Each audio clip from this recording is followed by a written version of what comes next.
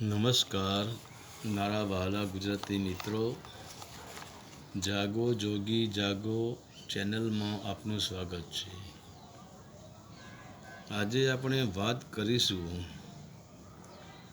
એ વાત સ્પેશિયલ એવી છે કે જે છોકરીઓ જે દીકરીઓ બુકાની બાંધીને ફરે છે એમના માટે સ્પેશિયલ વાત છે। તો પહેલી વાત તો બુકાની કોણ બાંધે કે જેને એવું કંઈક ખરાબ કાર્ય કર્યું હોય જેના કારણે સમાજમાં મોઢું બતાવવા જેવું ન રાખ્યું હોય અથવા જેને ખરાબ કર્મ કરવાનું હોય આવા ખરાબ કર્મ કરવાવાળા જ બુકાની બાંધે છે। તો જે માણસને ખરાબ કર્મ કર્યું હોય તો આપણે તેને કહીએ છીએ કે આ ભાઈએ કે પછી આ બહેને એવું કામ કર્યું છે કે ગામમાં કે સમાજમાં મોઢું બતાવવા જેવું રાખ્યું નથી। અને જે માણસને ખરાબ કામ કરવાના હોય એવા લોકોને તમે જોજો મોઢું ઢોકેલું હશે, બુકાની બાંધેલી હશે।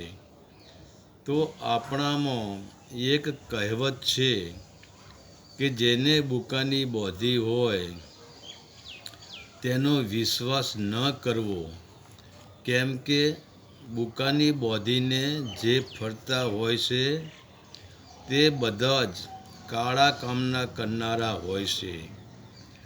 અને એટલે જ તે કાળા કામ કરનારા, તે ખરાબ કામ કરનારા, ખોટો કામ કરનારા, ચોર, લૂંટારા, ડાકુ, બદમાશ, ગુંડાગીરીવાળા, લંપટ સ્ત્રીઓ, વેશ્યાઓ, જેને જગતમાં મોઢું ન બતાવવા જેવા ખરાબ કર્મ કરવા છે તે બધા જ બુકાની બાંધીને ફરતા હોય છે, કેમ કે તેમના કાળા કર્મ કરેલું મોઢું કોઈ જોઈ ન લે। અને આવા લોકો જગત તેમને ઓળખી ન લે એટલા માટે જ બુકાની બાંધતા હોય છે। પરંતુ આજની દીકરીઓને શું કહેવું? કહેવું તો કહેવું શું? તમે તો એવું શું ખરાબ કાર્ય કર્યું છે? તમે તમારા મા બાપની ખાનદાનીને એમ તો કેવો કલંક લગાડ્યો છે કે તમારે સમાજમાં મોઢું બતાવવા જેવું નથી રહ્યું, જેના કારણે તમારે બુકાની બાંધીને બહાર નીકળવું પડે છે। અને આજે આ બુકાની એ તો સમાજમાં, કુટુંબમાં ગંભીર સમસ્યા પેદા કરી છે, કેમ કે તમારી જ દીકરી તમારી બાજુમાં જ થઈને કોઈ લુખ્ખેસના બાઇક પાછળ બેસીને નીકળે તો તમે જ તેને ઓળખી શકતા નથી।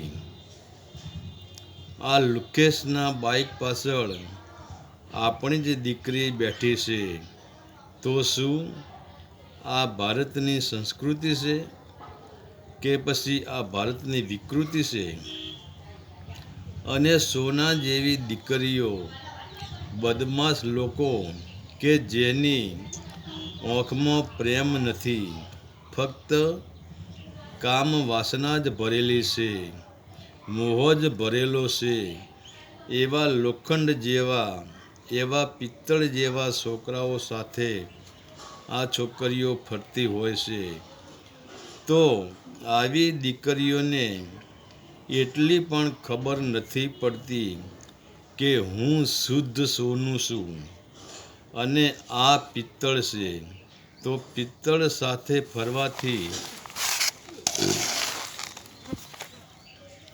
પિત્તળનો સંગ કરવાથી પિત્તળની કિંમત તો વધી જશે, પરંતુ મારી કિંમત ઘટી જશે.